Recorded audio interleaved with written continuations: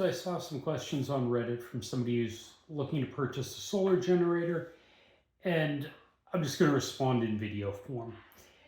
There's a lot of misconceptions about the capabilities of these things.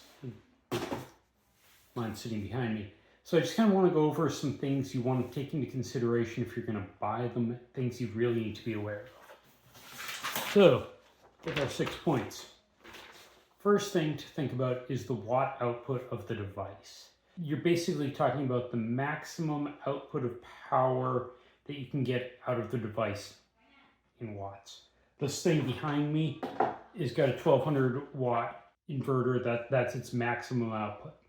So for example, I can plug in a charger for my chainsaw battery that pulls 200 watts, I think 300 watts, and I could charge 3 of those all at the same time. And at 300 watts each, 3 of them is 900 watts output under the capacity of this machine. I've run 2 rice cookers at the same time on this thing because they were somewhere around 300 watts also. I've run a Instapot off this, which is about 1,000 watts. On the other hand, when I plugged my hot water heater for making coffee into this, that pulls 1,500 watts. That's more than the inverter will output, and it just ain't gonna run. No matter what, this device will not output more than 1,200 watts at a time. So a device that pulls more than 1,200 simply not gonna run at all. Period, full stop, doesn't work. Now, the next thing that you wanna be aware of, and this honestly is probably almost the most important thing, is the battery capacity. And this is measured in watt hours. Now, in a lot of manufacturers, their model numbers are very close to the watt hours. For example, this is a Pecron 600 LFP, and I believe it has a 614 watt hour battery. And your watt hour measurement it's basically how long you can draw the power for. Like if you're drawing 1 watt of power for 1 hour, that's 1 watt hour of output. In the case of this thing I mentioned, I ran an Instapot that pulls 1,000 watts. This thing only has a 600 watt hour battery. It will power that Instapot for a little over a half hour, and that's it. It's done at that point. If I plug a fan in that pulls 75 watt hours, it'll power that for about 10 hours. And once you hit that, your battery's dead. You're done until you can recharge it. And I've done a bunch of tests on what this thing can do. You can go look at the other video. Now the next thing, because once you run this thing down, you got to recharge it. That's kind of a combination of several things that determines how fast you can charge. Part of it is the actual charge controller in here. Like this thing's got 2 different inputs. I'm sure if you can see that on screen. That I can plug a solar panel or a AC power and charge it off a wall outlet if I have functional wall outlets. And this thing will charge about 400 watts. So in 1 hour, it charges, assuming I can max out the charging capacity, it would potentially charge 400 watt hours. So it's an hour and a half to fully charge this thing, assuming I have 400 watt input. Now, if you look at the solar panel behind me, that's a 200 watt solar panel. Generally, your solar panels, under great conditions, will give you about half what they're rated for. Now, I'm in Texas. I'm in an area that's amazing for solar. There's actually a commercial solar farm like a mile that way, I think, maybe a mile and a half. You can't see where I'm pointing, but trust me, it's on the other side of the wall. So in my case, if I've got a beautiful, sunny, clear day, that 200 watt solar panel will output about 150 watts, which means it takes about 4 hours to fully charge this. Now, that's on a perfect day. If it's a little cloudy out and a cloud just moves in front of the sun, and this is now in the shade, sunny day, but just in the shade, it's going to drop from pulling 150 watt hours down to 50 watt hours. That's not much. If it's a cloudy day, kind of forget it.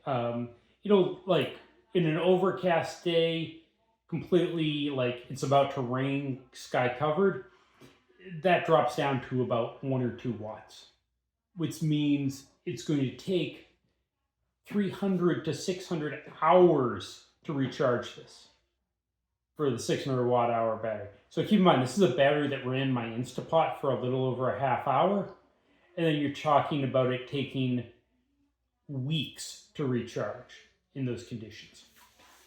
And this is something to be really aware of. If you lose power at your home, like there's a natural disaster, a hurricane, a snowstorm, any sort of, honestly, pretty much all natural disasters will cover the sky with clouds. I mean, a hurricane's going to be cloudy out.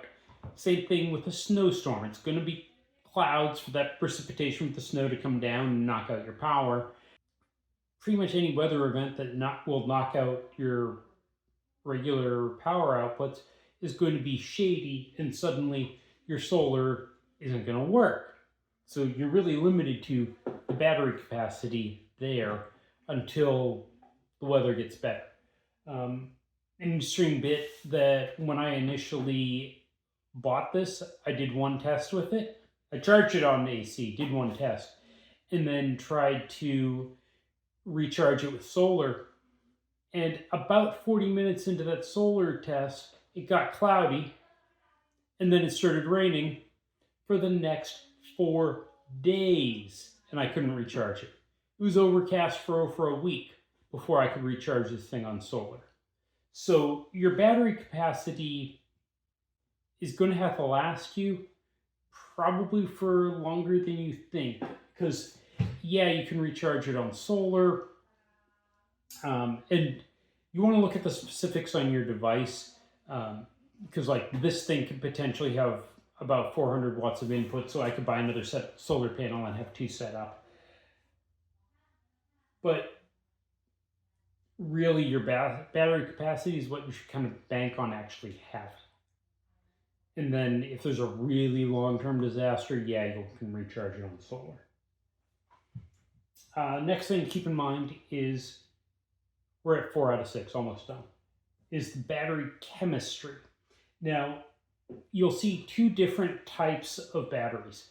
You have lithium-ion batteries and lithium iron phosphate. Like iron, like steel, the metal, lithium iron phosphate. Now, a regular lithium-ion battery has the advantages of it's cheaper and it's lighter. This is what your phone is, your laptop. Honestly, almost any modern electronic device that has a battery in it is probably a lithium-ion battery. They're really lightweight. There's a reason you go with them for things like that.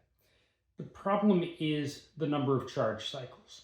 Like, as you're familiar with your cell phone, when you get it, the battery might last 2 or 3 days. After a year, it's only lasting a day and a half. After 2 years, your battery life is down to just a day.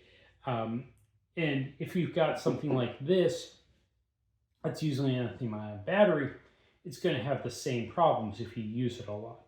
On the other hand, the lithium iron phosphate batteries, you could basically run this thing down to 20% every single, sorry, not 20%, run it all the way down, every single day for, I think, 10 years. Let me do the math. 8 years, sorry. And it will still have 80% of its original capacity. So if you're worried about a really long-term disaster, the lithium iron phosphate is the way to go.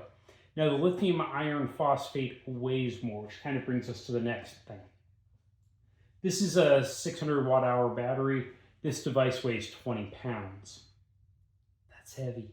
The person I saw on Reddit was considering a Jackery 500, which is a very comparable capacity device, but it's got a lithium ion battery, not a lithium iron phosphate battery, and as a result, that device only weighed 11 pounds. If you're planning to pick it up and carry it a lot, that matters. A lot of people will look at these and want something that's around 1,500 watt hours, and there's a version of this that is in that range that's a 40-pound device. That's getting heavy. Like this at 20 pounds, I can pick this. Sorry, my arm's at a funny angle, so I can't pick it up now. But it's not that bad to pick it up and carry it. At 40 pounds, it would be kind of heavy. And some of these bigger ones, they actually come with a cart with wheels that you can put it on to push it around.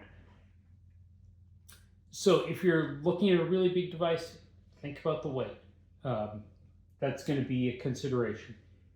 And the last thing, let's be honest, price is always a factor. It's worth looking into.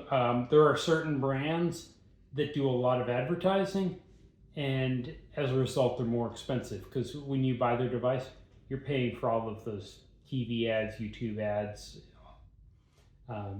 social media influencers who got free devices to test. You're paying for all of those with that device, or with that purchase. So that all gets rolled into the price of the device and you're paying a little extra. If you want a new recommendation on what to go with, honestly, I think this is a great kind of middle of the road device.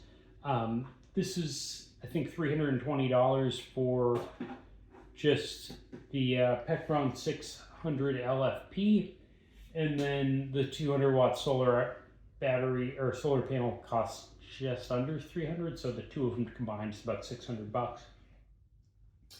And it's a good enough inverter to run most things.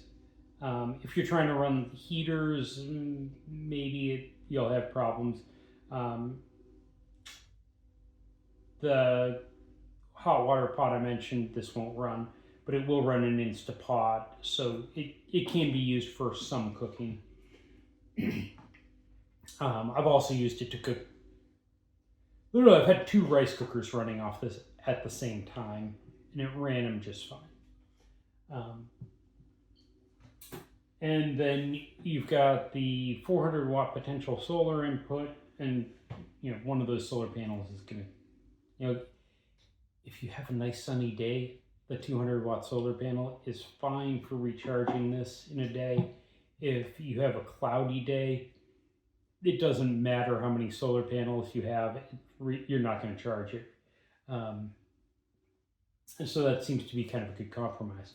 And at the price at $600 for these 2 things, you can potentially get 2 of these for the price of one 1500 watt device.